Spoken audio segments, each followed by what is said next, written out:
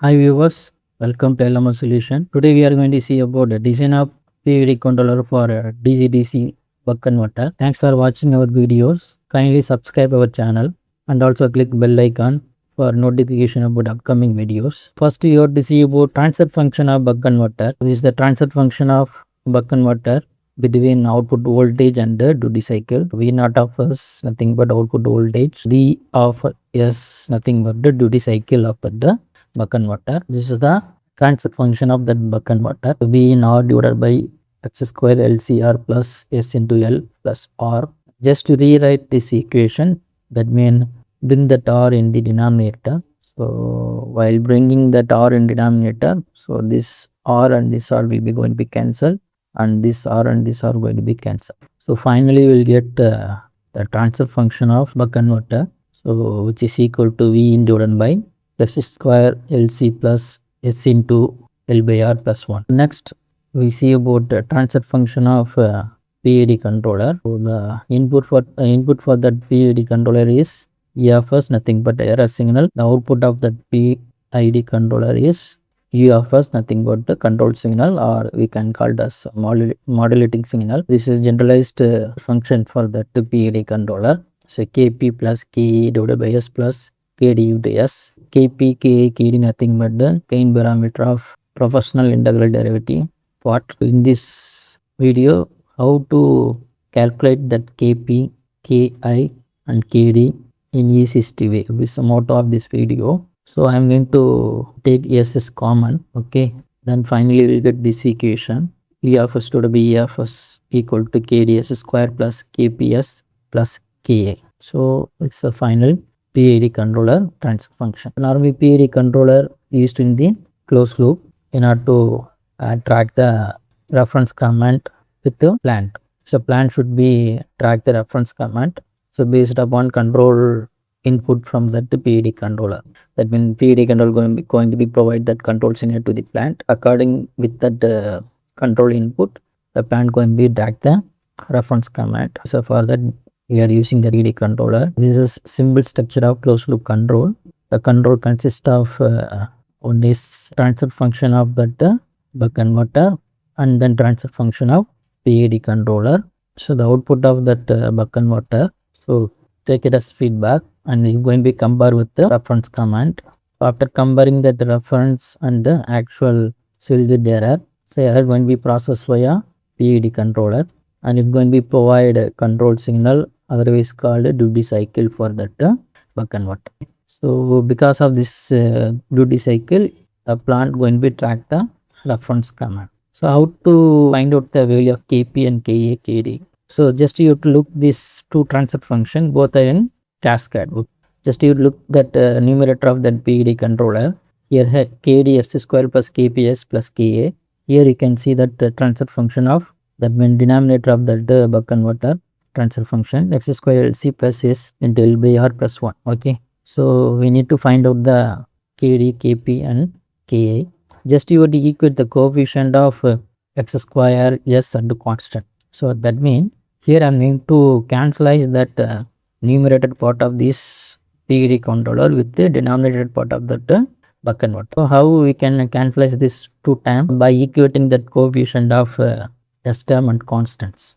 So here you can see that here x square coefficient is Kd. So here x square coefficient is Lc. Then we can easily find out the value for Kd. So Kd equal to Lnc. So here the value for that the coefficient of S is Kp.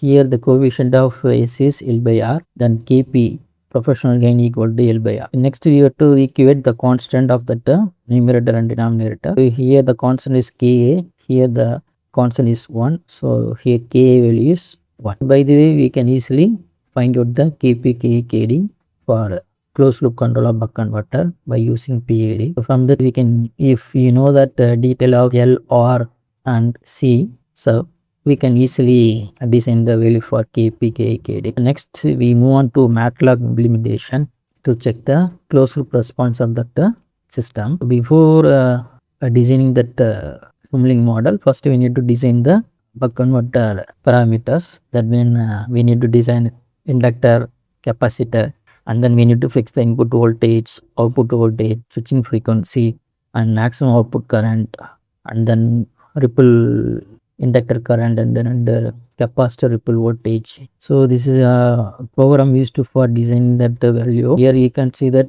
I'm going to consider the input voltage is 12 and switching frequency is 1 kilohertz, and output voltage is 1.2. The maximum output current of that buck converter is 25, and then this used to for that ripple inductor current. So here I'm going to consider the ripple current percentage is 1%. So normally is multiplied with the IOT max, and then I'm going to consider ripple voltage is 5%. So it's going to be multiplied with the output voltage. So this is ripple capacitor voltage. Next we need to calculate that value for L.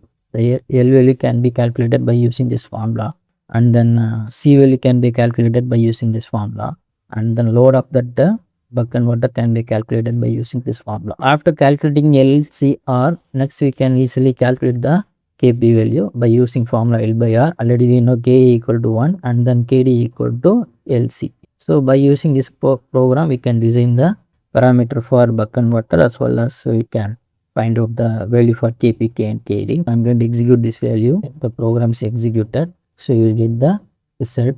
That means L value is 0.043 and C equal to 5.2 into 10 minus 4 and R equal to 0.048, and Kp value for that system is 0.09 and Ka equal to 1 and Kd equal to 2.25 e power minus 6. So next I am going to implement that model in the assembling model by means of transfer function concept. Here you can see that, so this is implemented model of that closed loop controller buck converter by means of PID controller. This is the transfer function of that buck converter. V in star R divided by L C R S square plus L into S plus R. Already we discussed here this equation. V in R divided by X square L C R plus S L plus R. The same equation is implemented here by using transfer function. So here you can see that this is known as the PID controller. So this is a professional term, is derivative term, and then this is integral term, and then this is derivative term. So here Kp, Ka, Kd, so already we find out from that program. So I am going to simulate this model. Here already here that the reference command is 1.2. This command should be tracked by that buck converter by means of this PID controller. So I am going to simulate this model. The simulation is completed. So this is a reference signal. So this is actual output from that buck converter. You can see that the buck converter tracked that reference command without any overshoot. So by this method we can easily calculate that the Kp, K, Kd for that buck converter.